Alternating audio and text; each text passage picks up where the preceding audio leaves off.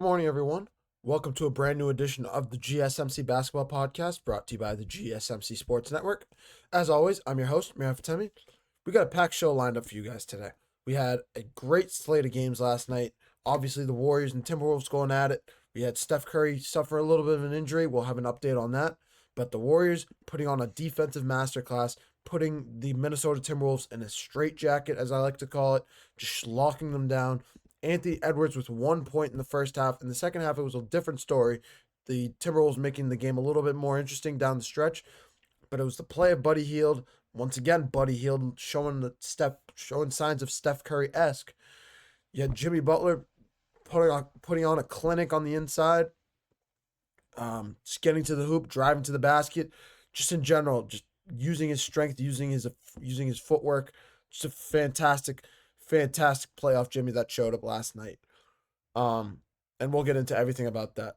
From there, we have to talk about Tyrese Halliburton with a second game winner, with another game winner last night against the Cleveland Cavaliers in a game 2, in a game where Donovan Mitchell went off for 48 points, and to spoil that performance with how this game ended, this game was from especially the last few minutes of this game, especially the fourth quarter, the Pacers climbing back into this one, and then capped off with the turnover leading to the Tyrese Halliburton 3.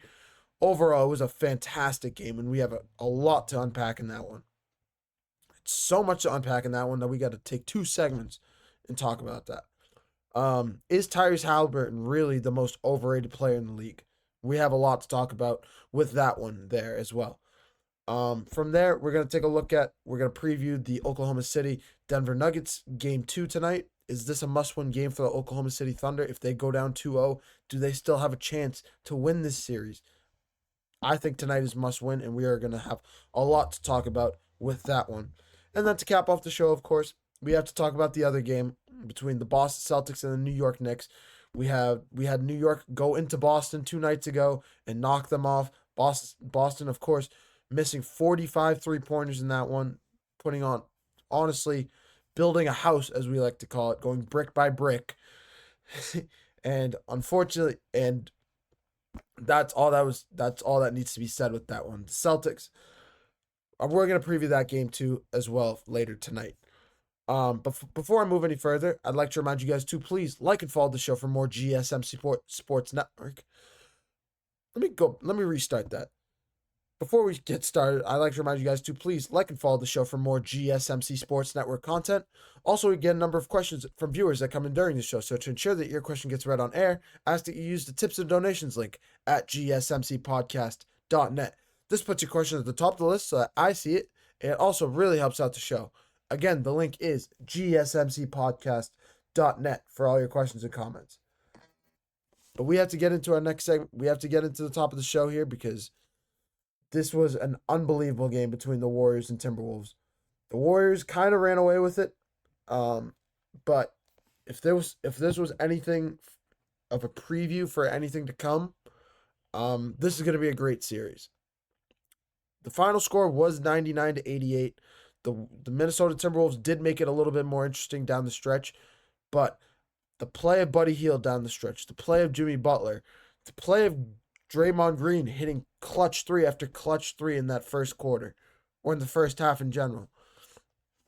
It was the Draymond Green. He went 4 for 5 from 3-point range in the first half.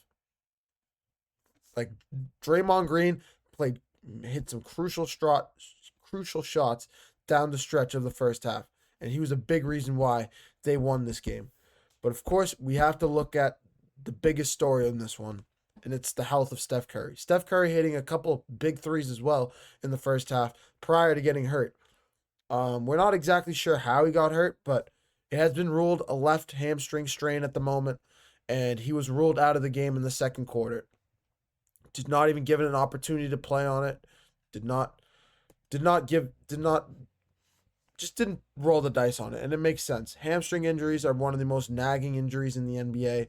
They're one of the more minor ones, but they can be nagging for 3 weeks, 4 weeks long, if not treated correctly. Sometimes you just need to give that you just need to lay off that leg for a little bit, put some icy hot on it, as Shaq likes to say, put a heat pad on it, just sit down and rest. Do not force it, because if that hamstring tears, then you're looking at months of rehab, and just trying to get right back into the action, turning a minor injury into a major one. That is the issue with hamstring injuries, and it looked like that's what the issue was with this one. The training staff in Golden State not letting Steph Curry get an opportunity to step back on the court, and yeah, he was immediately grabbing at it in the second quarter, and that was about it for him. We'll have more of an update on him in game 2, but this injury could nag him till they get back to Golden State. I would not be shocked if he's out in game 2 and then possibly comes back in either game 3 or game 4. Game 4 at the latest, I think, but game 3 I think is the circled date right now for the return of Steph Curry in this series. But if Buddy Hield had any sign that he can carry the load without Steph Curry in the lineup, last night was it. Going 5 of 8 from 3-point range, 7 of 19 from the field, 24 points, 8 rebounds. Fantastic game from him, honestly. When Jimmy Butler and Buddy Hield, I'm joking with each other saying, "No, I'm the Butler. You're like what?" It was a joke that Buddy Hield was saying yesterday, or after Game 7, after his performance in Game 7, when he also had a phenomenal performance going off for 33 points. But I'm saying the joke, it's like, who's Robin, who's Alfred? And Buddy Hield's always saying Butler's Alfred to Batman, Steph Curry being Batman, because Alfred is Batman's butler, and Jimmy Butler. Obviously, it was a corny joke. I thought it was kind of funny, but Buddy Hield showing that he can be Robin for this team, going off for 24 points. In Jimmy Butler's case, he went off for 20 points and 11 rebounds as well, 8 assists. He carried the load. He facilitated that offense without Steph Curry in the lineup, and that's honestly what you need him to do. You do want him to shoot a little better. 7 of 20 from the field, 2 of 8 from 3-point range, only getting to the free throw line 3 times. We know Jimmy Butler can play at a higher clip than that, can play better. But just this one, he just had a worse shooting night. But facilitating the ball, being able to get his guys open, that's what you need him to do. Force the double team, draw a double team, and kick it out to an open Buddy Hield, to a Jonathan Kuminga, to a Gary Payton II, somebody like that. Podziemski, another player in Brandon Podziemski that kind of needs to step it up a little bit. 1 for 7 from the field, 1 for 5 from 3-point range. We saw in Game 5, he had an awesome Game 5 against the Houston Rockets, and we know the level he can play at. He can be a legitimate third option for this Warriors team. He just needs to shoot better, plain and simple. If he can figure out that shot, if he can improve those shooting numbers, I think Podziemski is still a very young player, so we are giving him time. I'm saying we should still give him some time to grow into that role, but Podziemski needs to grow and needs to be what he can be if the Warriors want to advance farther and farther into the playoffs. This is only game 1 as well. Just because of last night, I'm not saying in any way that the Warriors are going to win this series. If we're even going to look at the other side, we can't look farther than 0 of 13 from 3-point range in the first half. I don't know what the final stat was exactly, but when I say 0 of 13 as a team, they didn't hit their first 3-pointer until the fourth quarter. Just let that sink in for a second. That is how poorly the Minnesota Timberwolves shot last night. What's the final number? The final number was 5 of 29 from 3. 17%. It's not as bad as Boston against New York, but it's still really bad. 5 of 29 you're not going to beat anybody in today's age, 5 of 29 from 3, especially when the other side is going 18 for 42, almost 50%. So, of course, Anthony Edwards did turn it on late in this game, and major props to him because he is the leader of this team, going from 1 point in the end of the first half to 23 points to finish the game. He turned it on in the second half, and that's what you need him to do. just going through that adversity, it's a great sign as a young player because he's still 23 years old. We still need to give him the benefit of the doubt. He is a superstar in this league, but he is still young. We should give him the benefit of the doubt. He can have bad games, and he will. I expect him to have a comeback game in game 2 and just show the world what he can do. Um, but yeah, this team, in the Minnesota Timberwolves, you try to use their ferocity on them, try to use their rebounding power, use their strength, use their physicality to get offensive rebounds in this game. Try to use a similar game plan to what they threw at the Los Angeles Lakers. The problem is the Warriors are simply shot makers. They know how to make shots. They know how to be consistent with them, and they are consistent with them. They are one of the best. They are one of the best teams in terms of consistency on the defensive end of the ball, on the rebound, on the boards, getting offensive rebounds. Rudy Gobert didn't have a quieter game, but defensively, he still had a great game, I'd say. Rudy Gobert finishing with 9 points, 11 rebounds, 3 blocks. Just a great, quiet game from him. We know he can do better, but in terms of rebounding, doing his part, playing his part, and yeah, in general, it was a tough game for the Minnesota Timberwolves. Getting behind early is never easy, and they had to fight back to cut the lead to 11 points. This game was a 20-point lead by halftime. Plain and simple. The Minnesota Timberwolves had a total of 31 points at halftime. That is the defense. Whether you want to call it good defense from the Warriors or better offense from the good defense from the Warriors or bad offense from the Timberwolves, however you want to slice it, 31 points is 31 points. You have to give the Warriors credit where credit is due. They were forcing turnovers. They were getting steals. They were getting, I believe Jimmy Butler finished with 2 steals. Draymond Green, 2 steals. Buddy Hield, 1 steal. Like, just going down the line. Gary Payton Jr., 1 steal. In general,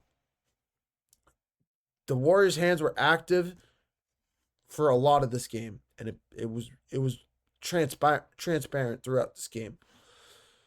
But yeah, I expect the Timberwolves to come out in game 2 red hot. I expect Anthony Edwards to be ready to go. Naz Reid, Jaden McDaniels. Jaden McDaniels is having a good game to start. Still shooting 6 of 12 from the field, so still 50%. But it's the 3-point shooting for this team that's really holding them back. I believe they're like 12 of 70 over the last 2 games or something crazy. They are not shooting the ball very well. And from game 5 against the Lakers to now game 1 against the Warriors. 2 games now that they've shot the ball very poorly and have relied on their defense. And against a Warriors team like this, you saw the Houston Rockets. They forced a game 7, but you saw the Houston Rockets struggle to deal with this Warriors team, trying to rely on their defense versus their offense. If the Warriors are seasoned and ready to go after a tough defensive matchup against the Houston Rockets, they will be ready to go against the Minnesota Timberwolves in terms of how to deal with that defensive tenacity. It might be a different scheme, but they know how to score the ball. They've done it. They tried any and every way possible to do it against the Houston Rockets. They already have the blueprints down for whatever any team could throw at them. So I think Minnesota's game 2 is going to be must win. I think if Steph Curry is out of the lineup, I think they will win regardless, but especially if Steph Curry is not in the lineup in game 2, the Timberwolves have to win this game. They have to win game 2 on Thursday night, or else you're looking at a 2-0 hole going back to Golden State. I don't like your chances. Plain and simple, I don't like your chances in that scenario. That is not a scenario. That is not a predicament you want to find yourself in.